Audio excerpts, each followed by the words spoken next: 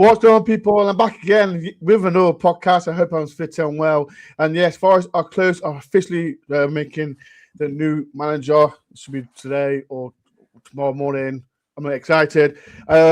People in the chat, if you can get involved in the comments, please do.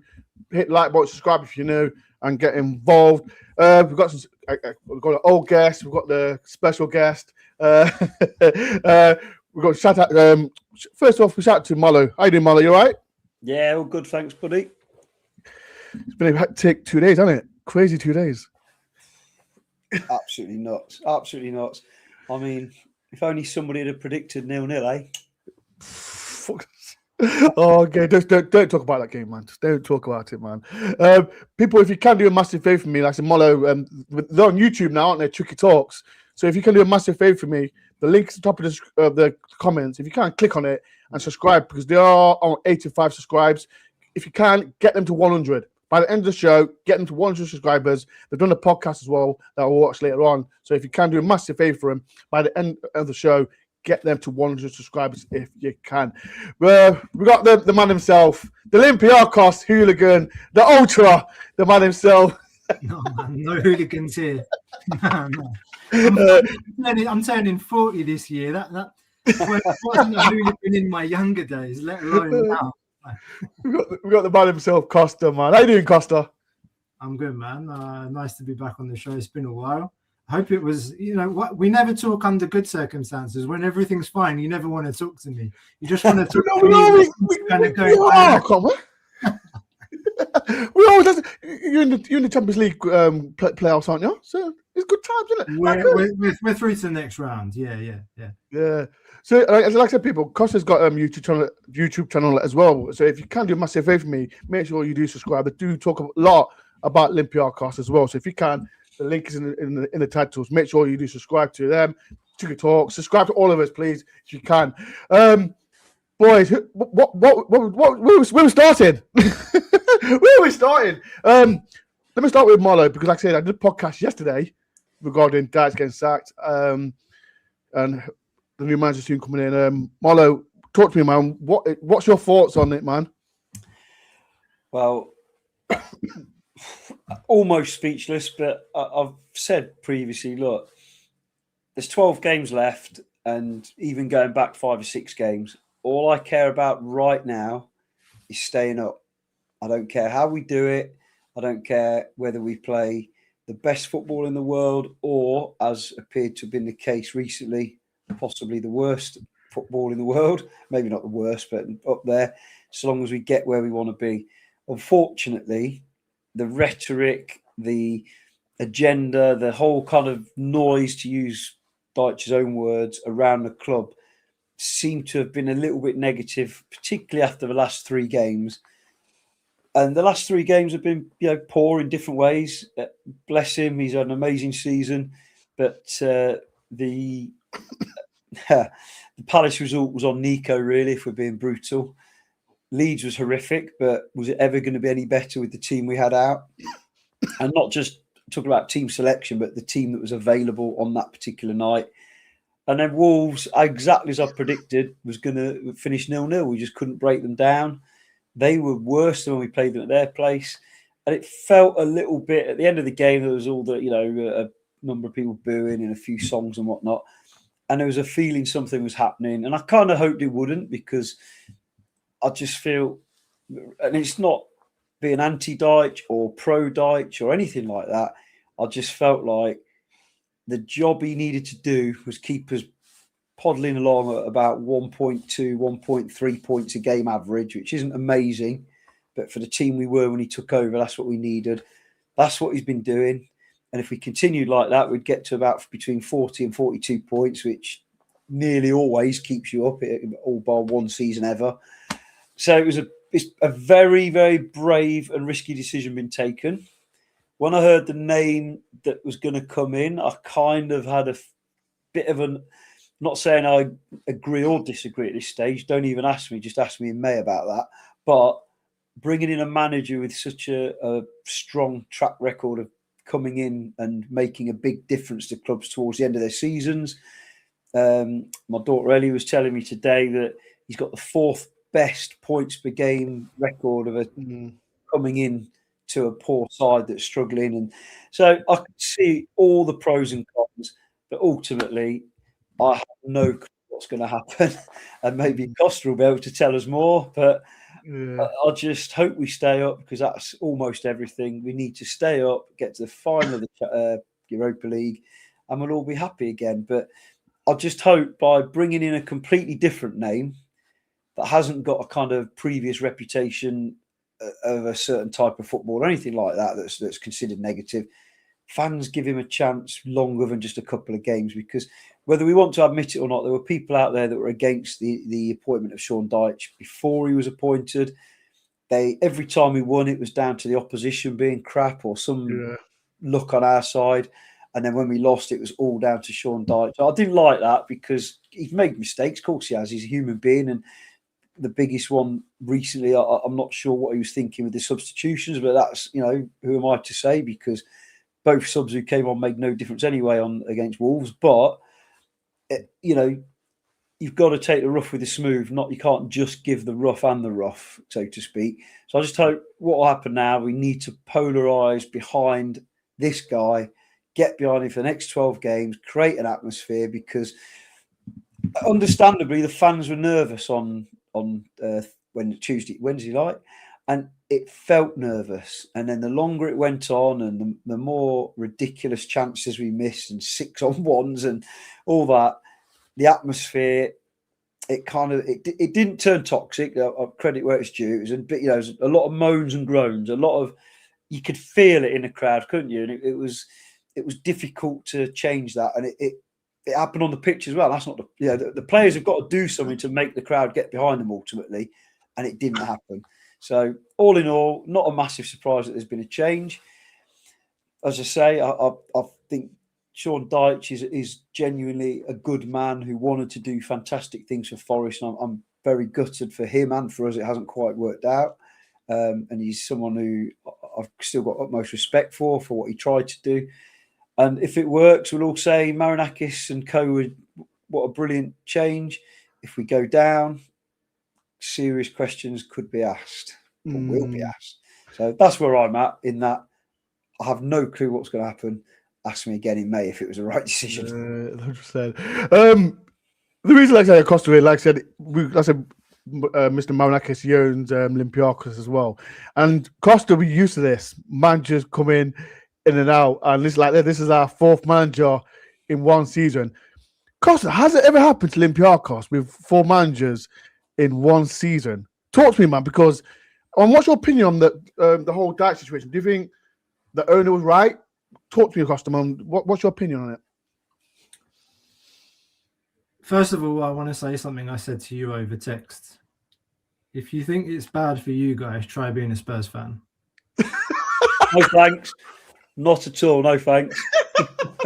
It's like, I get it. It's, you had different expectations at the end, coming from where you ended up last season and where things began, being in Europe after generations. How long has it been since the last time you guys played in Europe? It's like probably before I was born. 30 years. 30 years. Okay, thank you. History lesson for me there. But look, to answer that question, when's the last time we had that sort of situation? Actually, last time we had a similar situation like that, we won our first European trophy. Was that with the current manager? Yes. So the season that we bought Jose Luis Mendilibar in, he came in February. We started that season with Diego Martinez as our coach. Yes. He got sacked one game before the end of the Europa League group stage. We signed, was it Carlos Carvajal came in? Yeah, Carlos Carvajal from Huddersfield. He did, yeah.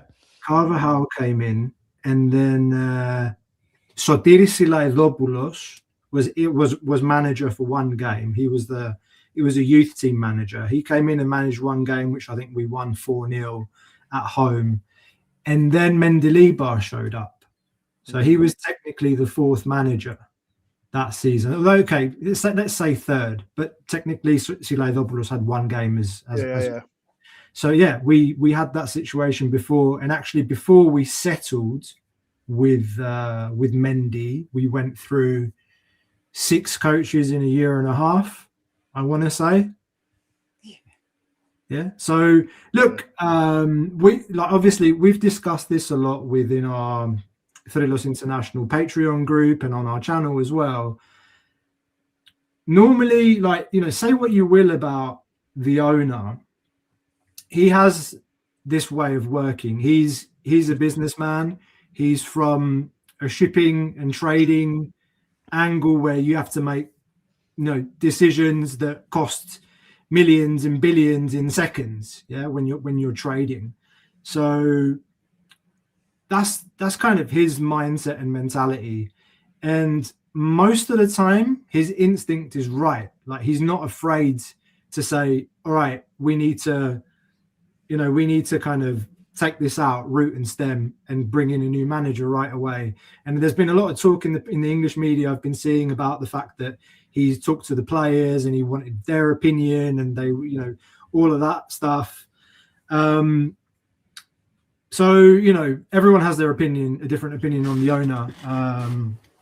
But for me, I think this is all kind of part of a learning process for everyone at Forest, ownership included.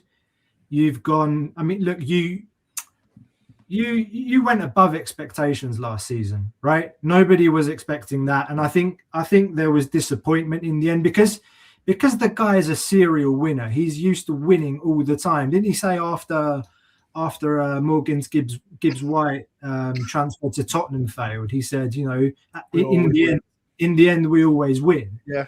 So that says a lot. Like I said, the guy's used to winning. Everyone at Olympiakos, we lose one game. Like, we lost against Marinakis last week. It's the derby. It's the eternal derby. It was on the day of commemoration and remembrance for the victims of the Gate 7 tragedy. So it was like a highly charged atmosphere. And I was pissed. Every Olympiacos fan was annoyed, angry to lose against our arch rivals. Did Marinakis come on the pitch? No. But my point is, like, it's kind of, for some fans, it's like Armageddon. It's like, we lost one game, yes, against arch rivals, but it's like, it's the end of the world from one result. But I think it's part of a learning process for you. I honestly cannot see how Forest go down. Your squad is just too good. It's too good. I'm sorry, but you're missing a striker up front. Yes, definitely. You don't have quite an important position. Give us your striker. Give us yours. We'll take him. Yeah. We've got free transfer. We've got 3. Mate, listen, I can't. Let's start from the beginning. I'll tell you my opinion. So, Edu's a problem, right? Yeah. So Edu's the guy that Marinakis always wanted.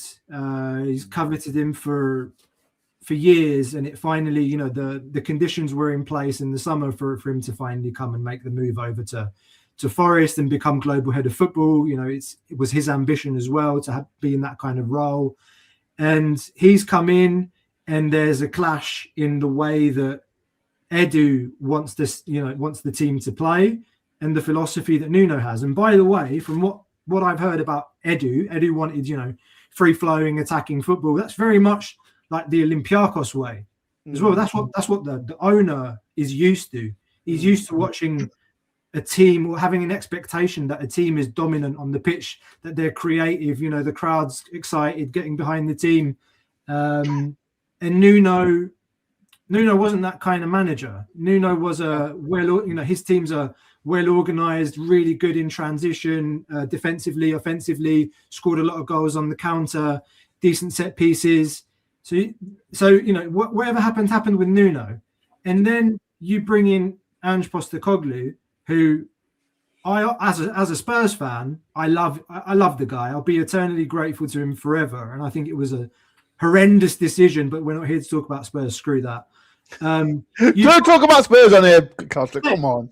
Mate, you've gone from a manager that set up the way that Nuno did to an extreme opposite, who doesn't know how to set up a football team at all.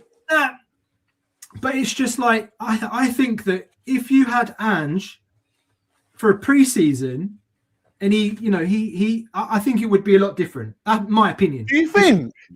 Yes. If you signed a load of different players, maybe. 100% though. You look at the attacking talent that you've got on your team, and you like Murillo can play the ball out the back. Like, he's all right with the ball at his feet. Milenkovic even. You've got Ola Aina when he's fit, and even Nico down the left. They can all play the ball out. Like, it's so. You know what's cost up? Like when you said that, like especially when Molo went to the game, the bettest first half was the best game. Molo as when Andrew was there. To a point, yeah. At some point, so how many players they were missing, and they were shambles in the first half. And when they sorted themselves out in the second half, they played us off the park, didn't they? At times. But so, I know what you're saying. It's like Spurs. Ironic that we've got Costa. They're like, we smashed Spurs 3-0, but Spurs didn't turn up, did they? You can only beat what's in front of you. But Spurs didn't make a tackle, did they? And everyone's saying, "Oh, we're brilliant with this." The problem is, and Costa touched upon it there, and I don't know if. Yes, there is an expectation perhaps from Marinakis. I don't know that he wants to dominate teams. Well, that's a lot easier to do in Greece with 2 or 3 teams that are any good compared to the Premier League, where every team's full of athletes who can destroy as well as top-class players.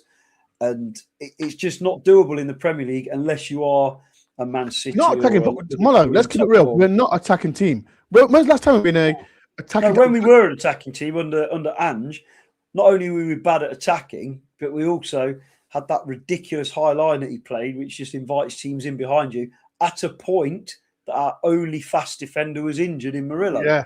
So we had 2 tall centre halves. And what you're saying about the squad, Costa, I take on board in terms of size of the squad, but we're one centre half from an injury crisis because we've got 2 absolute class centre backs that as a partnership are superb. But one of them is injured, the drop off is enormous. And like you said, I'm not trying to belittle what you said there, but you said apart from up front. Well, without goals, where are you going to be? You know, it's like having a dodgy goalkeeper, isn't it? You can be brilliant and then you throw one in at the back. They're the 2 positions, aren't they? Goalkeeper, centre forward. They've got to be right. And I'm not saying we haven't got centre forwards, but the one who bangs in a lot of goals is injured. The one who looks like a top player in the making, but hasn't got it right in the penalty box yet. He's still settling into English football and learning how brutal centre halves are in this division, you know, compared to anywhere else in the world. That's why you sign these strikers from Germany or Italy, even wherever. They might have half a dozen games a season where the centre halves aren't that great. In the Premier League, there's nothing like that. Even Wolves centre halves put in an effort the other night, and they're basically relegated. So I'll take on board what you're saying, and maybe probably the most pertinent thing you said there is it's a learning process for Marinakis as well, because although he's been here 10 years, you just can't dominate in the Premier League. Not even, the big teams generally dominate in the Premier League. The Arsenal don't even dominate every game, and they're the best team in the league at the moment. You know, they struggled mightily against Brentford last night. So I think what we want is consistent results to an extent. And we had that last year built on that back 5.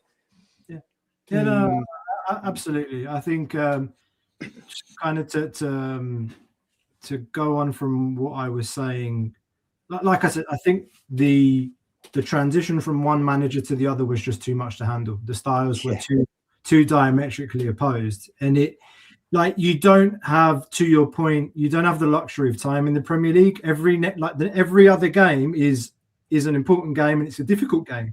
Every game in the Premier League against athletic opposition, competitive football at the highest level. So you've got no time as a manager as well. And when you're trying to, when you're somebody like Ange that is stubborn in the way that he wants to set up his teams and the way that he plays, so he's the kind of guy that says, I don't care. This is how I play. This is what we're going to do, and I'm going to, I'm going to hang on to my beliefs and my principles and die by them. Fair enough. And he's gone. And then you go and appoint Dyche. I met Sean Dyche at school. He came to my school, my local. He was a Millwall player. So I grew up in South London. Side story. I met Sean Dyche when I was a kid. Anyway. what's Sean Dyche done in his career? Like, look, Sean Dyche probably the kind of guy you would maybe want to come in now. Yeah. I'll take that. Yeah. It's not the appointment that you make, was it, in the end, like 10, 15 games into the season. He's not somebody that's going to, like, when you appointed Sean Dyche, my reaction was like, all right, they're going to get some results. Like, there's going to be a feel-good factor after a couple of games. He's got the history, like the guys that came into the dressing room as well, his staff, etc. So, you know, there was an immediate kind of impact when he came in. You think you won a couple of games, you got some results. But in terms of product, football, what's the long-term vision under this manager? You know, he's gone by the end of the season if he even makes it to the end. I'm sorry, like that was my first reaction. It's like, this guy's either going early or he's going at the end of the season, because he can't get Forest playing the kind of football that this ownership, this administration wants Forest to play. Not with these players. And you look at players like Morgan Gibbs-White or like Callum Hudson-Odoi, James McAtee, not even playing, Bakwa. And Dore. Backwards. Yeah, but all of these players though, they've got attacking talent, and they're on the pitch and they look like they don't have anything or any ideas what to do when they get in the final third. So you had 35, like everyone's going on about you guys having 35 shots on goal the other day, but out of those 35 shots on goal, like how many big chances were there? Two or three. Out of 35. Three sitters. Morata had one. Gibbs White, and that's. And a 6-on-1. Yeah, 6-on-1. That they managed to semi-butcher and then put over the bar. And there was a header from the big fella as well. Now you're right, because I reckon off the top of my head, at least 8 of those shots were from members of the back four shooting from miles out pointlessly. So and you're absolutely right. But it is tough in that we needed something to stabilise things, and I think Sean Dyche certainly did that. It was more than just a new manager bounce for a couple of games. There was a point just before we hit a really tough run where he had the 6th best number of points per since he'd come into the club out of everybody in the league. No, it might have been more than that. Fifth best, wasn't it? Then we had a run of really tough games and defeats. And then he started to turn it around again. And then these last 3 games have killed us. But it's the style of football, it's a tough one. When it's going well, all football looks good. You know, getting it out wide, wingers getting the ball in and putting in good crosses. Problem was we were getting the ball to the wingers and either not putting in crosses or putting in poor crosses. And some of the players you mentioned there, I won't pick out individuals because it sounds too harsh. But for pretty much every time they've stepped on the pitch and given an opportunity, they haven't not followed a plan. They failed to remember what colour we're playing in and given the ball away and got caught in possession. And, you know, I'm going to quote somebody who's definitely knew their football. A lot of crap is talked about tactics. It's players that win and lose games. And there's no way Sean Dyche went out and said, right, go out there. And when you get a chance to put somebody in on goal, mess up your pass. When you get a chance to put a cross in, just don't bother, hesitate, give it back to the fullback and put the cross in later when everybody else is there. And like I say, and somebody makes a point, we had 3 good chances in the whole game. How many did we score?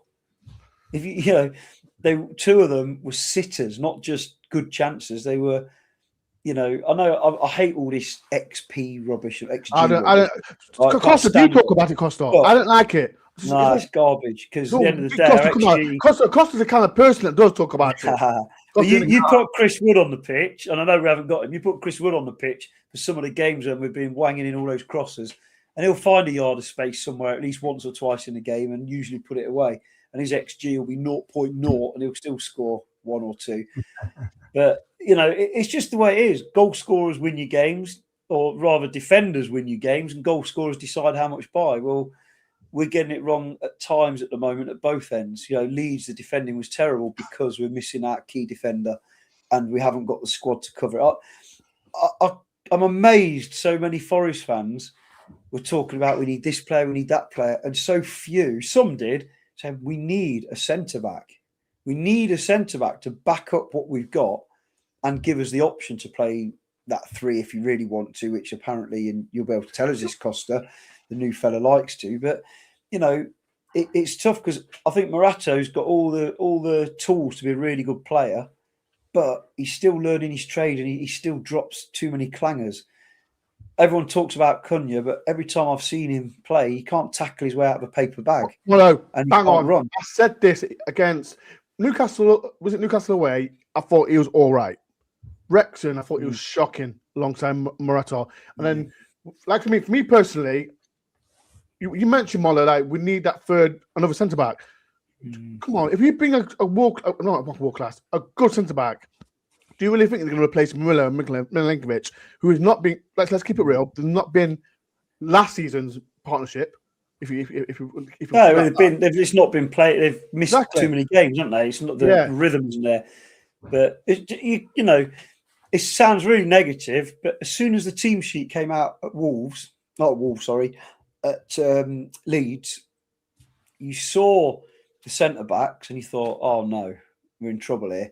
And some people have blamed the fullbacks, but all the goals came about because of mistakes in the middle, not because of the fullbacks. Whether the German had played or whether, you know, and they talk about he swapped. People saying we swapped Ola over to the left. That's not his natural position. We signed the guy as a left back. Exactly. You know, he played his first season at left back. It's just osmosis. We've ended up with them the way they are now, and it's worked better. And he was the guy who let the guy run through from right back. So, you know, tactics, it's a load of rubbish sometimes. I get that there wasn't a plan. I get the subs were bizarre or lack of subs. And it's just so frustrating because at full strength, we're not a bad side at all. You know, as we showed away at Brentford for large parts. And we do have, on paper, quite a lot of attacking talent. Unfortunately, as the great man once said, football's played on grass. It's no good looking good on paper. You got to look good on the pitch. And, you know, we had incidents and confidence issues, I guess, where that old cliche that an old coach used to bellow at us if we did the same thing. You know, you can miss a penalty by keeper saving it or missing the target, or you can miss a goal. But when you're taking a corner, you've got 100 yards of pitch to aim at.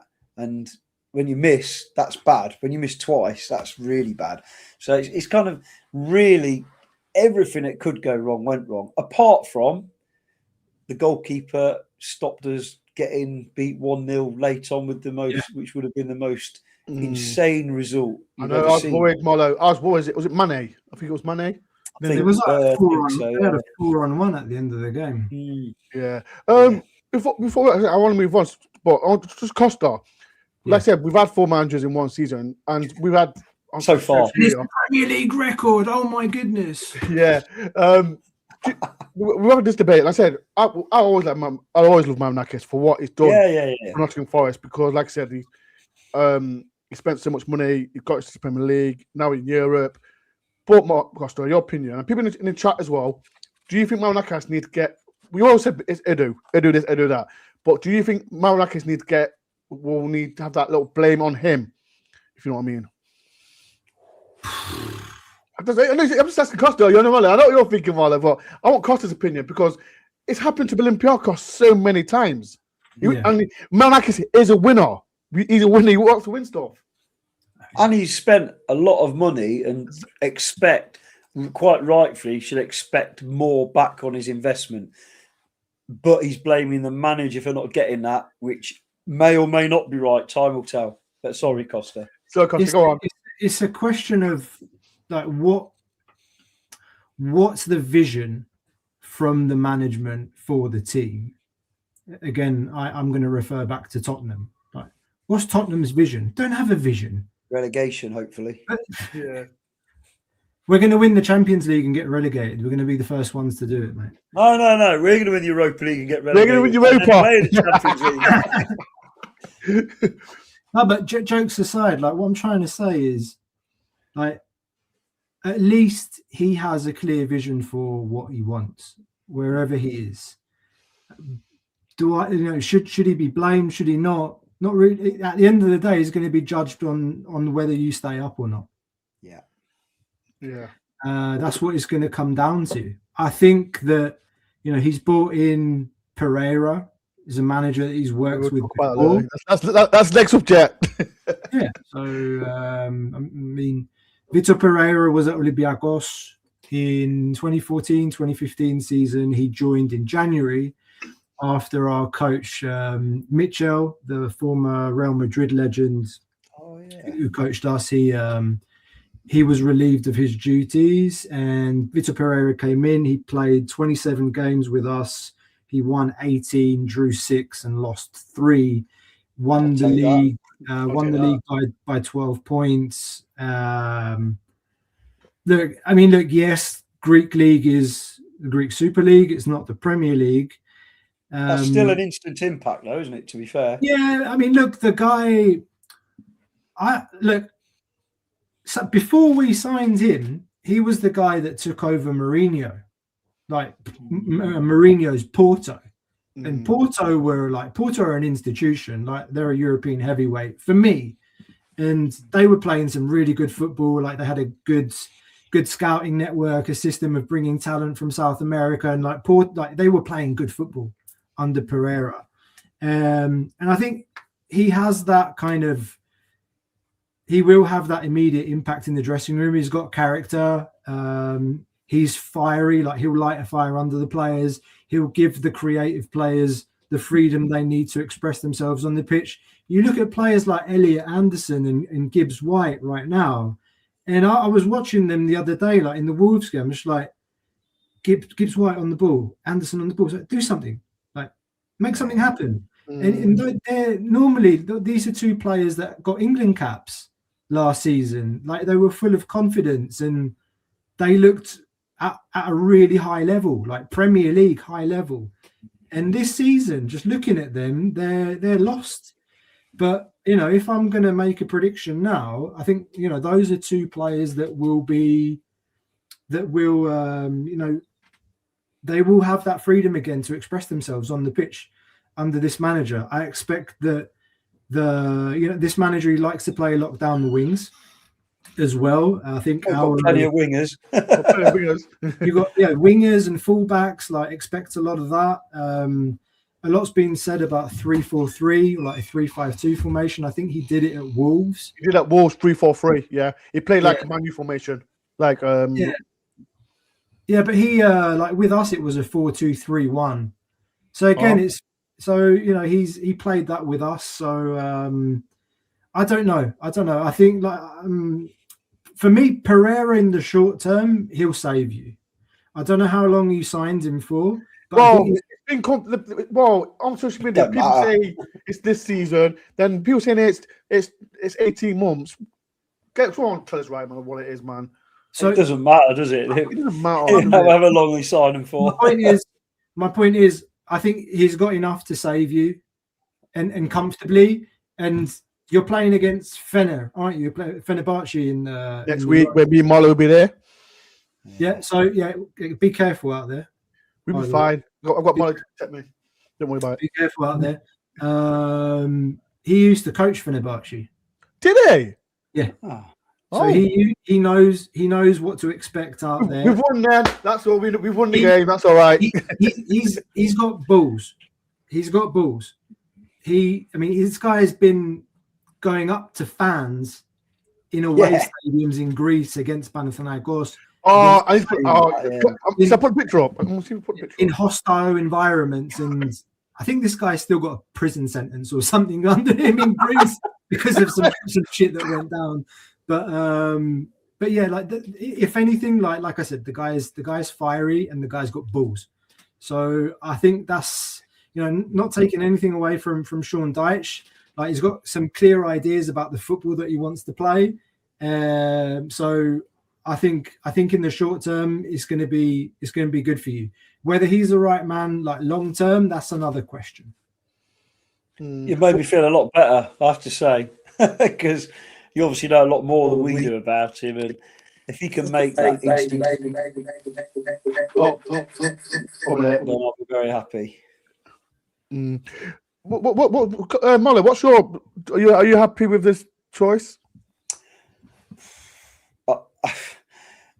it's really hard to know what to say, isn't it? I think it's well, everything's a risk, absolutely, and it's clear we need the equivalent of about 5 more wins in 12 games, or or 4 wins and 3 draws, or whatever.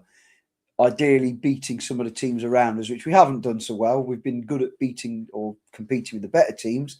Or, well, I say that one of them turned out to be not the better team, didn't they? In terms of when we smashed Tottenham, but in terms of when we can, there he is. There it is. There it is. This is Victor, but I'm the only manager. Panathinaikos, isn't it? Yeah, Panathinaikos. So wow, yeah. Well, nutcase. But no, I think the more I hear, and certainly what Costa's said has helped add to that. The more I hear, the more I can see that there is a plan and there's sense in it, and it's not just a total panic. What we're going to do now after what happened and after the Wolves game?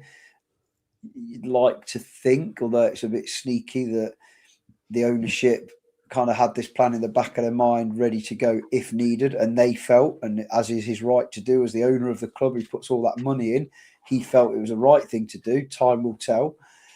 So yeah, he's, as always, new manager gets my full support, and I hope all those things you said, Costa, about him being fiery and having an instant impact and knowing what he wants to do, being a strong personality, because if we're being absolutely brutal, and it's hard for Forest fans to say, but I'm sure Costa could quite happily come out and say it, these players have got 2 managers sacked. One manager playing one way, another manager playing a completely different way, and they've cried about both managers. What do they actually want? Who can manage these players to get the best out of them, aside from what Nuno did last year? So, and as there's comments I've been watching go down. Michael made a good point earlier, as has Stuart. Is it there? The talk about Marco Silva coming in. Another Olympiacos. But he didn't leave, did he? He didn't leave because of being sacked or anything. He left for personal reasons, I read. So the relationship. There's no clear story behind why Marco Silva left. One of the stories is that Marco Silva and Marinakis have a really good relationship. Yeah, that's what I understood. They have a very good relationship. I can tell you that. He's the guy. I think he's top of the list. Like, if he could bring Marco Silva in now, he'd be there now. Costa, I don't want him. I don't want Marco Silva. I'm going to keep saying to every single bit, I don't want him. He's a good manager, man. He's not. He's Nuno. He's Nuno, but better. If you like Nuno, he's a better manager than Nuno. Like, much better. Better manager. If you look at the Premier League, look at Nuno's record, Silva. Yeah, but look at the clubs that he's played for. He's coached. You're being unfair to turn. He's coached Everton. He's turned Fulham into a League club. To turn Fulham into an established Premier League club, and every time they start to falter, they go on a run, and they play some really good football. He's built a real good, deep squad there. And I know we're not here to talk about Tottenham. They lost all their best players too. Yeah, and he still finds replacements, and and he makes them play. I'm not having it. What's the best football you've seen Traore play?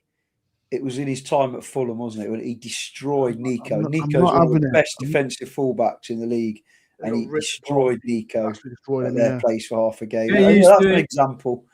Get used to it, Dore. He's coming in the summer. No, he's not. He's not. No, I'm saying that. Like I said, you know what? If he comes, he comes. But what I'm saying, Costa, is he went to Hull. He started well, and then got relegated. They were shit. Huh? They were shit. They deserved to. Right, okay. Then he went to Watford. He went there, and we all know Watford's story. They sack a manager every week. Watford's a basket case. Yeah, basket case. And then he went to Everton. Yeah. Owners were spending money. Yeah. What happened there? Didn't do nothing. Got sacked. Now he's gone to Fulham. Like Marlo says, they play all right football. They destroyed the championship. It's completely destroyed the championship. They're a level above when they got exactly. That's the championship. I'm talking about the Premier League. Yeah, look what he's done since being in the Premier League. What I said to my friend Logan, if you're watching this, don't cuss me out, please. What I said, right? It's all right saying we want silver, but it's all about what Marinakis thinks. Yeah, Marinakis' expectation is going to be high. He doesn't want to be like a Fulham, does he? Do you really think? Oh, I want to be like a mid-table team who wants to stay 11th, 10th, or 9th. Marco Silva's managed at a Champions League level too with us, man. And like we competed and played good football under him. But home and away.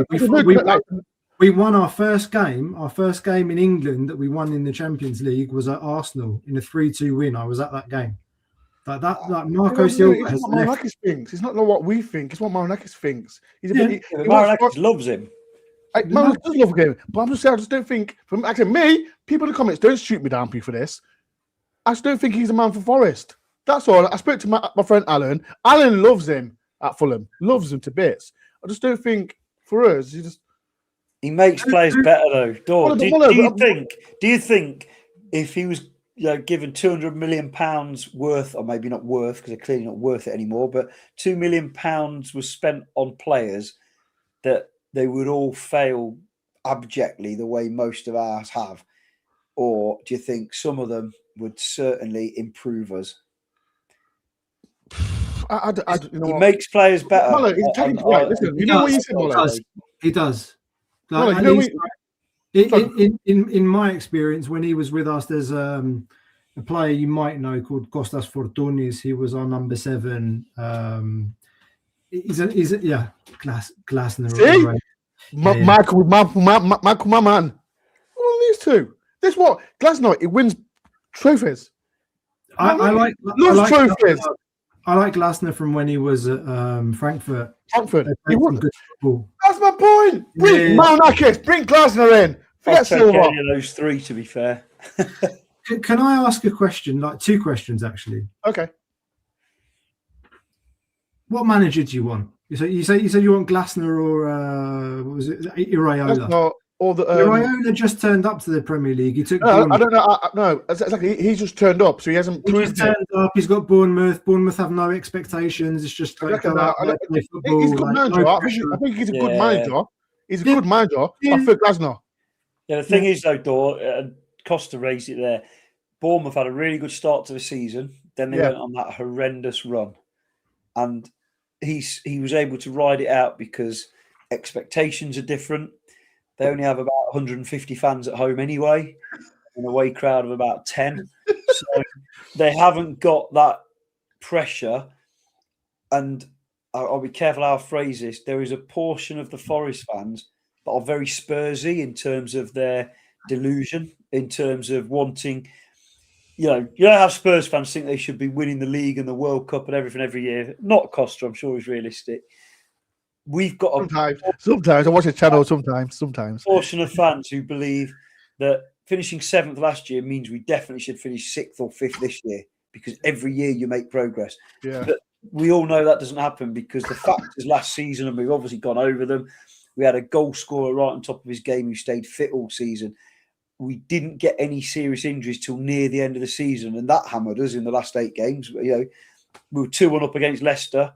Ola goes off. We lose our shape ever so slightly, just slightly. They get the equaliser. Those 2 points cost us, didn't they? The Champions League, if you want to narrow it right down. And the rest of that season without Ola cost us. We didn't have that same shape. We didn't have the balance that we had. And it happens. There's nothing against the players that came in or the young Italian lad who's stood in this year and done really well, to be fair. But Ola Aina is an unbelievable athlete as well as a very, very good footballer. And he gives you a very Molo, despite the shot that you had on against Wolves, was awful. Well, despite that, but he still he was one of the best fullbacks in the league last season. He was. He was fantastic. Good shout. He was the best right back in the league last year, wasn't he? So it's very difficult to sort of repeat that season without bringing in more players, because you're not going to have a season with so few injuries again, and repeat that. And if you bring in those players, they've got to hit the ground running, which they've barely hit the ground crawling, let alone running, have they? So all of that, and the expectations of a small minority. Let's be clear: we're not like, no offense, you just happen to be on the show, but they're renowned for it. We're not like the Spurs fans who expect the world all the time, or used to. Maybe the reality check's coming in now, but there are some fans that put so much pressure on that. Would Areola be able to ride out the kind of run Bournemouth went on after their good run? That's what I'm trying to say, Molo. Like Areola, I just don't think, like I said, he's fantastic for Bournemouth. I think he needs to be with a Fulham or another team like that to be Palace. a Palace.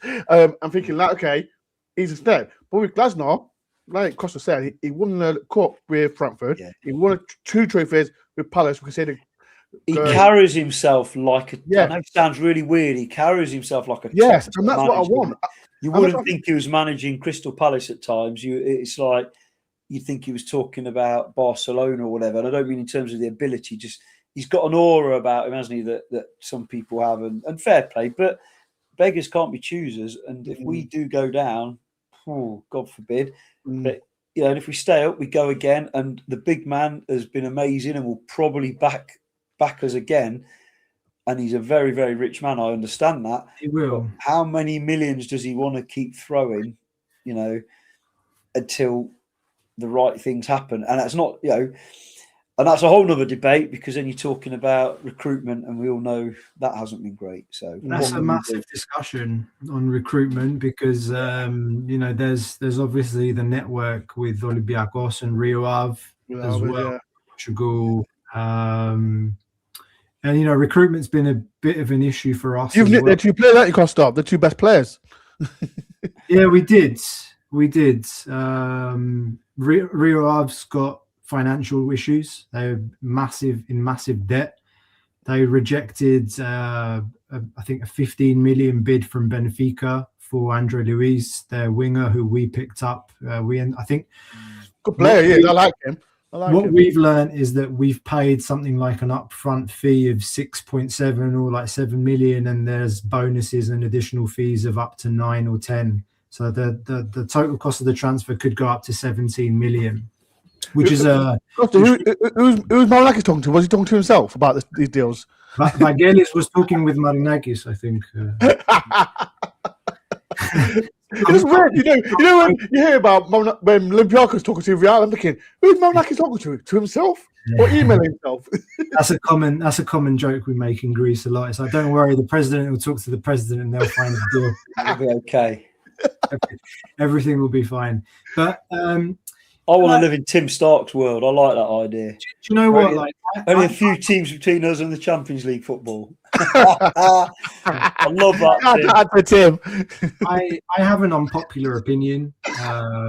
Most Olympiacos fans will disagree with me. The whole point in having a structure like this is that, essentially, I'm not saying Olympiacos becomes a feeder club to Nottingham, but what sense did it make Babis Kostoulas that went to Brighton for 40 million euro?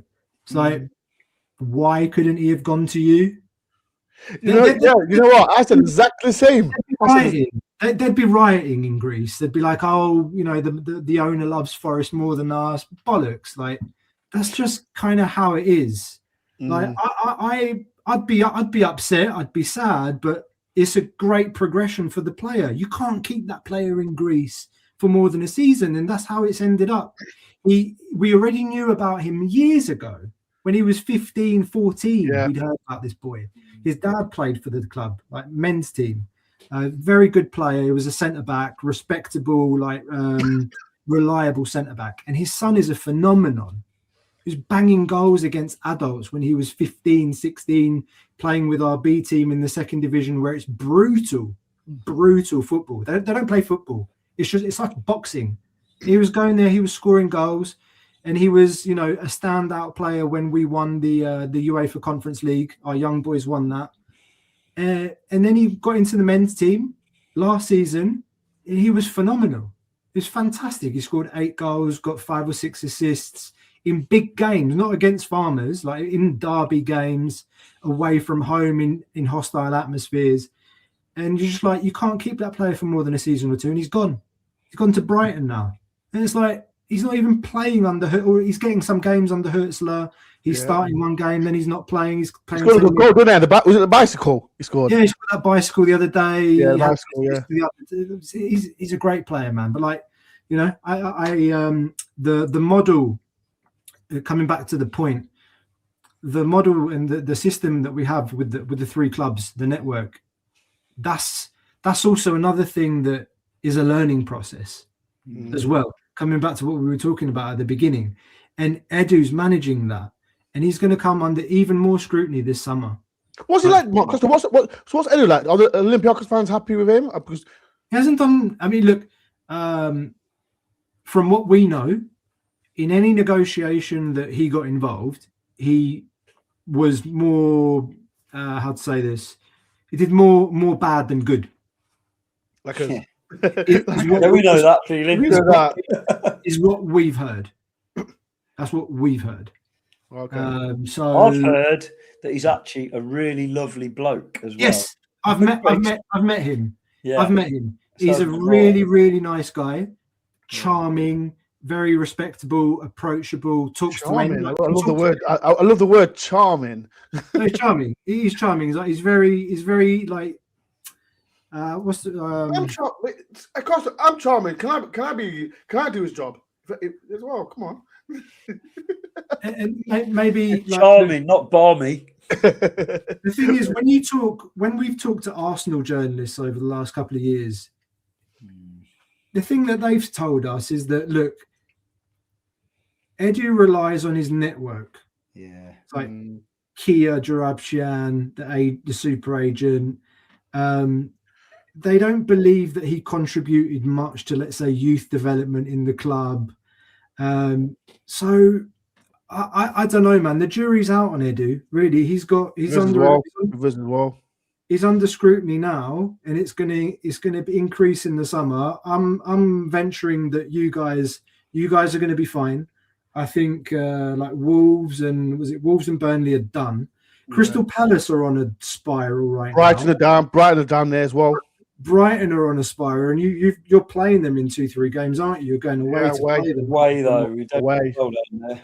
Yeah. So I think like I said, I think you guys have got enough. If you can get Taiwo fit, is he fit? Like, why isn't he playing? He's fit. Like he scored against Brentford. Goal the other day. Great goal against Brentford. But like I said, with Igor and got Luca. Is Chris Wood out for the season? No, he'll be back. He'll be back. Now Dyche is gone. Savers, hopefully. And now Dyche is gone, he'll be back. Why did you operation Dore? Was there a beef there? Yeah. Really? I'm not going to say much, but there was a. Were they at Burnley together? Yeah. But Dyche, I think what it was, to make it short, sorry, if you fell out with Dyche, Newcastle made a bid 15 million. Dyche said, get rid of him, bye-bye, cheerio. That's it. Okay. Yeah. So, and now when Dyche come to Forest, Chris Wood was injured. So he hasn't played at all under Dyche, has he? And you'll see him back soon. He's had an operation on his knee. I think he's ready for the World Cup, innit? He doesn't want to get injured for the World Cup, does he? No, it's not that. He's had an operation on his knee and he's hoping to be fit towards the end of the season. Yeah, but Newcastle only bought him because he was scoring goals for Burnley, and it was a way of. Do you remember? Everyone said it was like a cheat code. They bought Burnley's goal scorer to make sure they didn't go down. Newcastle fighting relegation all the time, and we bought him for. In fact, they paid 25 million for him. We paid 15, and he's been worth every single penny and some. He's a proper goal scoring centre forward, proper old school. He's not got pace, and he doesn't. He knows what to do with it. He knows what to do. But he knows where the goal is, and he knows he's got that instinct to find a yard of space in the box when there isn't any, and the ball drops to him, and that's almost priceless in a way. Sadly, he's 33 or 34, so it's not going to be happening for too much longer. But it's one of those, isn't it? You take what we can get.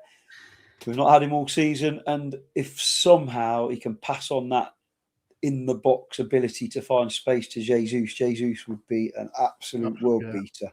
100%. It's a massive if. Outside the box, there's not many better players around as a centre forward, hard working number 9. Inside the box, there's not many worse. People, if you can do a massive favor, make sure you do follow Tricky Talks. The link is in the description as well. Make sure everyone follows Costa's channel as well. The link, their YouTube channels in the title. So make sure, if you please do, follow both channels as well. We're going to end on a positive. We are. Most of this has been positive. It's been positive, Costa. But let's finish with the positive. Like, I watched Olympiakos against Ajax, and I thought that was fantastic, man. I thought there was 1-0 down at half time. And when I looked up, it's still 0-0. I'm thinking, hey, what's going on here? Costa, talk to me about who they got in the playoffs. Who they got? Leverkusen. Again. What's your thoughts? Do you think you can go further in the Champions League? Yeah, I think we can. We've not played well in the league, but in Europe we've been competitive. It's been 5 years since we've been in the Champions League. So this is the first time we're in the new format. Like the format. I do. It's more games. It's more away games. Obviously, it's 8 games. Sorry, 7 games instead of 6.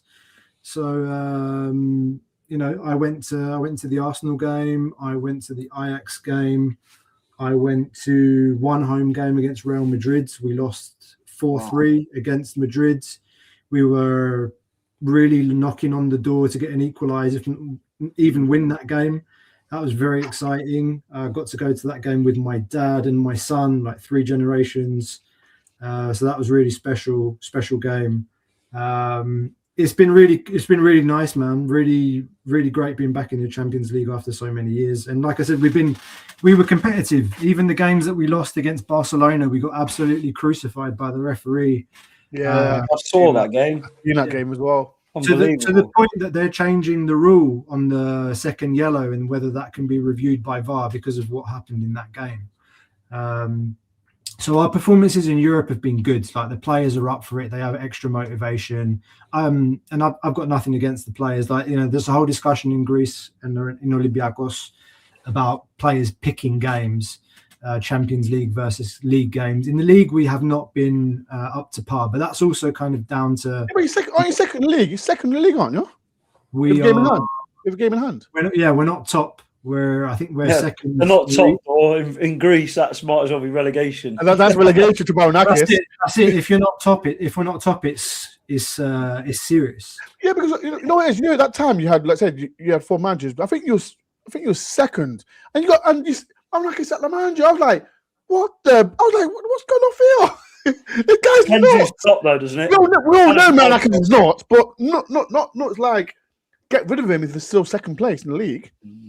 But like Martinez was essentially gone after we lost 5-0 against, was it not Frankfurt, it was another German, Freiburg. We lost 5-0 to Freiburg away from home, and we just looked absolutely horrendous. And there was a sense that the manager had lost the dressing room. And it's once that narrative kind of starts getting out against the manager, he's done. And then funnily enough, he won a game away from home in Greece, 2-0, and kind of the next day he was gone. So it's brutal, but that's just kind of the way it is, man. The expectation is to be at the top all the time and win the league every year. Now the pressure's insane because it's the first time we qualified automatically for the Champions League last season in a very long time. We've always had to go through playoffs, etc. And the season before that, we got into the Europa League because we won the Conference League. If we hadn't won the Conference League, I think we ended up 3rd that season. Again, we'd had to gone through qualifiers. But now, again, if we win the league, we qualify automatically again for Champions League. That comes with all the financial benefits, etc. It puts us on another level. So the pressure to win the league is absolutely massive. And the manager, some fans have been questioning this manager that won us the double last season in our 100 years. Really? This manager that won us the Conference League a couple of years ago,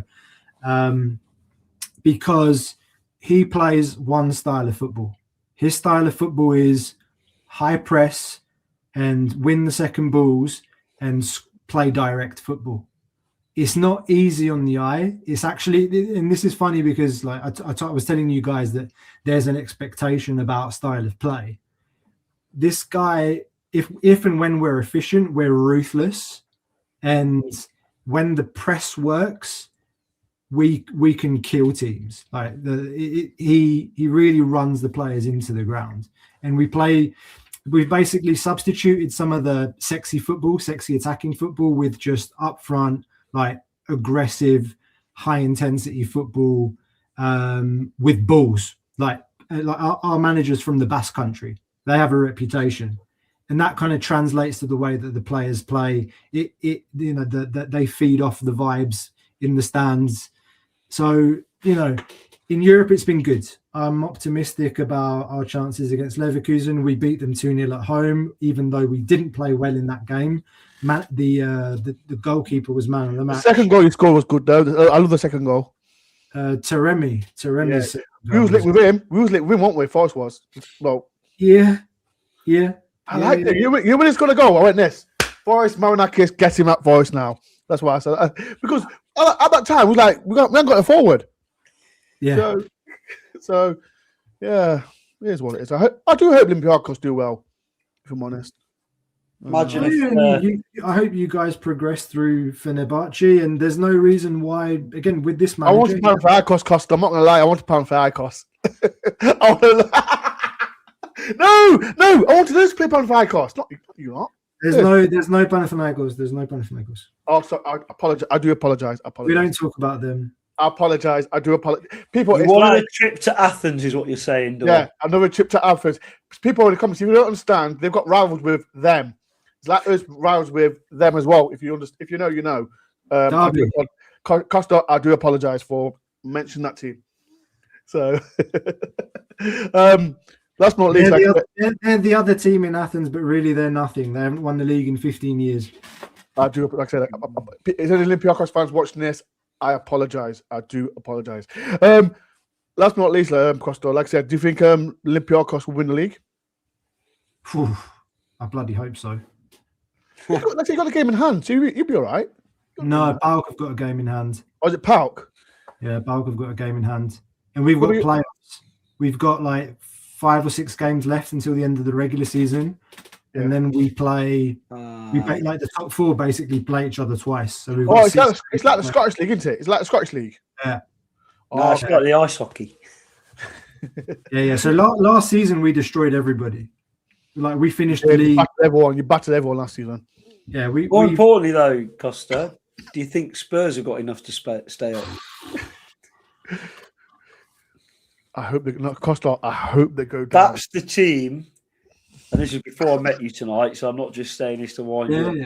That's the team I genuinely felt because of the whole. I think probably because of the Brennan Johnson transfer a couple of years ago. They keep appearing on my feed. I keep reading how Spurs fans speak, and they feel like that they've got nothing. That there's no character in the team. There's no leadership, and with the usual luck with injuries that they're having, as in bad luck, a lot of Spurs fans, they really feel like they're going to fall through the trapdoor. And some of the older ones are saying it's very much like the 70s when they looked too good to go down and went down. Yeah, I think it's going to take at least 40 points to stay up this year as well, because the 2 bottom teams falling so far behind and the top teams aren't running away with it in the normal way. The team that finished 3rd this year probably only have about 70-odd points. So it's going to be probably 40. Do you remember West Ham went down with 42 points years ago? Yes. It could even come to that, which is why I say we need the equivalent of 5 more wins, 15 more points to be. But didn't it? But you remember when Newcastle got relegated as well? Under under Alan Shearer, they got worse points than that. Yeah, that was under Shearer, but that was with very few points. What I'm saying really is, and what I've seen of West Ham recently, they got hold of the Nuno way, and they're going to get the results they need. Obviously, I'm not going to tip ourselves to go down. We hope not. I think Palace, despite their little inconsistency, that they've got quite a lot of quality going forward when they need it, so they're going to win some games. It's who you reel in, and I just keep looking at Spurs and thinking the combination of the toxic atmosphere in the NFL stadium, alongside the fact that a lot of their better players are actually missing, to be fair, as well. all of that together, and then they've got an absolute nutcase as a captain who's decided to have a few weeks off for no discernible reason. And you put all that together, and I think Archie Gray's a fantastic talent, but he's not yet the player to keep you up. For instance, he's someone that, you know, his workload has been way beyond what it should be for a lad of his age for the last 18 months. And I just look at it and think, if they can keep that injury list piling on, and I know another one went this last couple of days, they could be the team we need to reel in, because they've got all the same problems we have. More the game that when we play them away, that's going to be one. It's going to be like the game of the season when we go. It is. My only concern at that point is if it's really tight between us and them. I don't know. It might be another atmosphere like we had with the Wolves game, because the Spurs stadium is a very toxic place, isn't it? And it's except when there's NFL going on, and it's very much Beyonce concert. Yeah, it's good for boxing too and go-karting, but.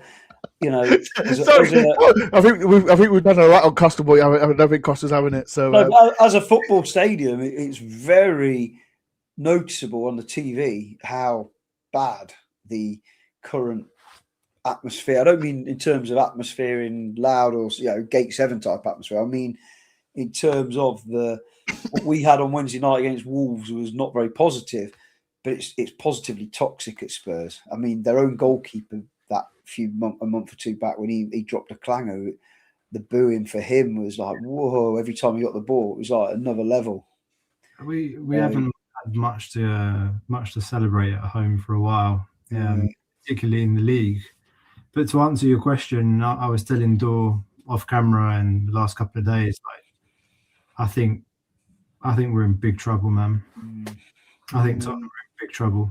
I don't think you are. I think is it Tudor Spursman Igor Tigor, and I've seen the Juventus fans saying that he's not great. He's not like one of them managers will keep you up. He's not like expired. He's got a weird record this year, though, hasn't he? Yeah. His first 10, 12 games were quite good, and then the last 8, he's lost 5 and drawn 3. So I don't know anything about why. The only reason I want Spurs to go down, because seeing their content creators, like I said, the word entitlement, they always say, "Oh, we want this, we want that, we deserve this, we want." I want them to go down for one reason only.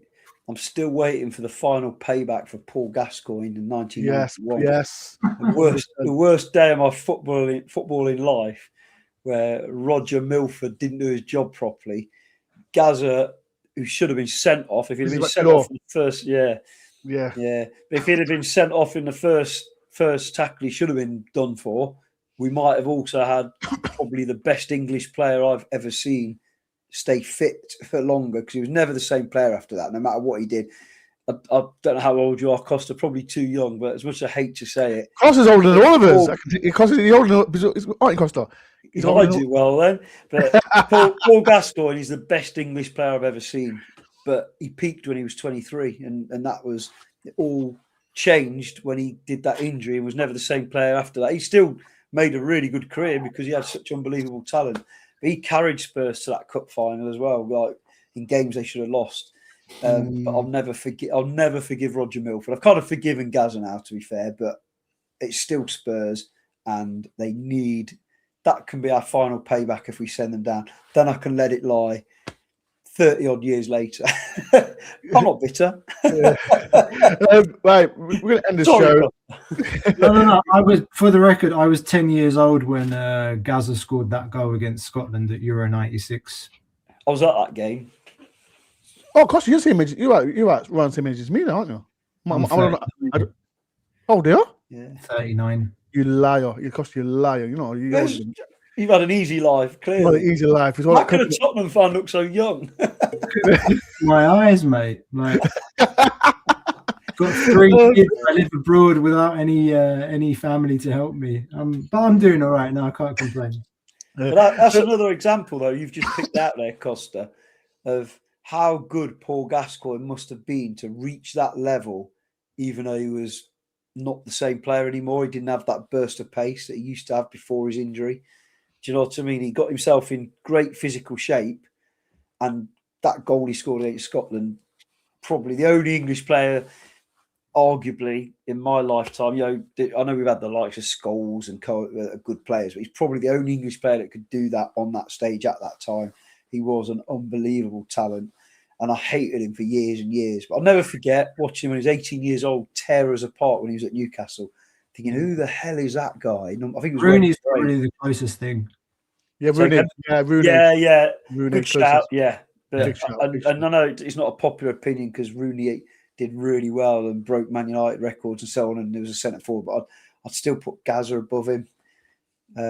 Partly positional, I suppose, and the team they had behind him. But Gaza carried an average Spurs team to that final on his own, and it was incredible. But there we go.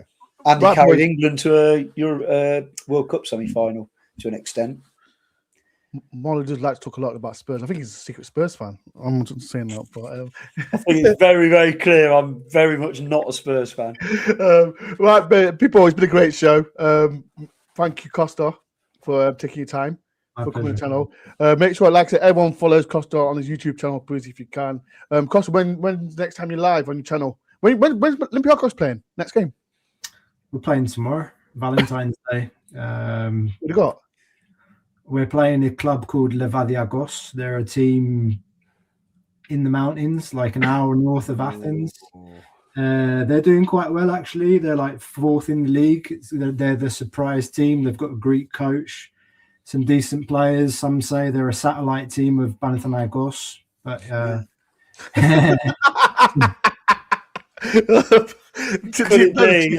we've got Valentine's Day massacre. We've got them tomorrow, but yeah, more importantly, well, maybe more exciting for Forest fans, we're playing Leverkusen on the 18th. What is it? Wednesday next week. Okay, I'll be watching that. I'll definitely that'll be the first leg at home, Champions League. Our next game is Fenerbahce away. Like I said, me and Mono will be there as always. I'm excited. Is it away? The first leg's away. First was the leg on Thursday. What day you go? You go Thursday? You always go Thursday morning. You always go Thursday morning. Yeah, you can't for this one, can you? Because you've got to be there about 7 hours before kickoff for those coaches and pick up your stab vest. I'm doing an overnight flight this time. That's the best I could do. Yeah, I'm off work anyway, so I'm not losing any money this time. Oh yeah, no school, is it? No school. So, so I'm going an overnight flight, arriving 6 o'clock in the morning. And then go straight to the hotel that we've already booked for the night before, so we can just walk straight into breakfast. It's so cheap out there. Yeah, it's a hotel for 2 nights, and then back the next day. So I'm not sure yet if I'm going to spend some time the next day because it looks an incredible city. I'm not sure if I'll have time to properly have a look at it. But you've never been. It's amazing. I've been to it loads of times. I love the food. And I'm a cat animal. I love cats as well. So yeah, I've only been to Turkey once, Ben, and I could probably do with what happened back then, but I was a lot younger. It was my first ever holiday with my current wife, and I got food poisoning, and I lost about 1.5 stones in a few days. It's the worst thing ever. I didn't have it to lose back then. Now you wouldn't even notice. I swore I'd never go to Turkey again unless I was conscripted into the army and it was at war or something. But this is my first time back since. So, right, people. Like I said, if you can do a massive favor for me. If you can follow Tricky Talks, the link is at the top of the. Where is it? It's there somewhere, right at the top of the. It's there. People, make sure you subscribe to them. Make sure you follow the Olympiacos channel as well, people. It's in the title. Like I said, wait, let me just double check. How many subscribers are you on? Because I'm sure we just broke 8,000. Wow. Well done. If you can, people, make sure, like I said, to do Olympiacos content, and I do watch it when the Olympiacos on. Please go and follow them. Like I said, I prefer the other host, Costa, though. I'm not gonna lie. You like the XG guy? I like the XG guy. I like the XG guy. You love contradicting yourself, Ben. I hate XG. Don't get me started on that, man. People. I hate XG, man. I hate XG. How can XG be the same if you've got Harry Kane stood there, or you've got, I don't know, what's his face, Garnacho stood there in the same spot with the same opportunity? One's probably going to score and most likely hit the target. The other one's probably going to hit the floodlights. So how can you have a statistic? And like somebody said way earlier, I think it was Michael again, rather use his own eyes than statistics. It's spot on. You know sometimes if a player is going to do what you want him to do because of their quality. Like, yeah, as I say, Harry Kane, you knew would put the ball away. We know Chris Wood usually would put the ball away. What's your next game now? Fenerbahce. We've got a weekend off. But then we got an easy one after that. We got Liverpool. Beat them. Listen to me. I've been saying this since we've beaten 3-0 at City Ground. I'm not City Ground. Anfield. We'll beat them again. I'm not worried at all. Even if we had Dyche, we still would have beat them. So I'm not worried about Liverpool. I'm a bit worried. No, I'm not. People, you can clip this. I'm not worried about Liverpool at all. Even if I do hate them, I can't stand Liverpool, but we'll beat them. So clip this, you can. Right, people, make sure, like I said, subscribe to all the YouTube channels if you can. I hope Olympiacos do well, man. I think they will. I'll be watching. Where can I watch Olympiacos though, Costa? Tomorrow. Where can I watch it? Tomorrow. Greek TV.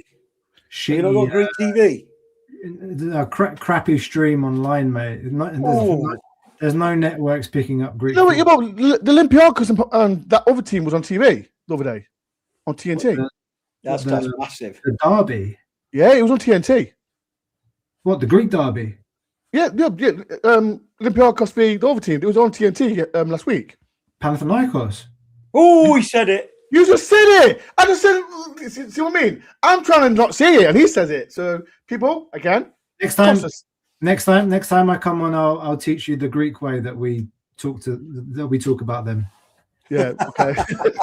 I just wish we had them we had them in the Europa. That would have been fantastic. Oh, I could have worn my Olympiacos top. So just to wind him up. Imagine the big man there in the crowd. That would have been mad if we did that. Amazing. That would be amazing. But people, like I said, make sure everyone follows, subscribe. Hopefully, the announcement of the new manager will be tomorrow. If we do, I'll be live. Like I said, make sure everyone follows Tricky Talks. Everyone follows the #1 Olympiacos channel. You'll see me and Molo next week in Fenerbahce with a staff with vest and all that. Starving hungry. If you can do a massive favor for me, people, please do hit the like button, subscribe if you know, and I'll speak to you soon. Peace and love up the forest and Olympiacos.